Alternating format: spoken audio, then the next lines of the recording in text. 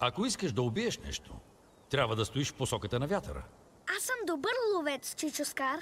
Да се надяваме да не ни нападне Бръмбър. Връщай се в барлогата си, Симба. Не съм детегледачка.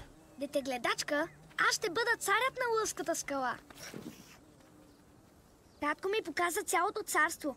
Каза, че ще владея всичко. Така ли било? Представи си, като стана цар, аз ще ти давам заповеди. А ти ще слушаш. Не е ли странно? Повече от странно. Значи татко ти е показал царството. Показа ли ти сенките отвъд северната граница? Не. Каза да не ходя там. Никога. И в това е абсолютно прав. Слонското гробище не е място за един млад принц. Слонското гробище ли? Еха! О, казах ти твърде много. Сигурно.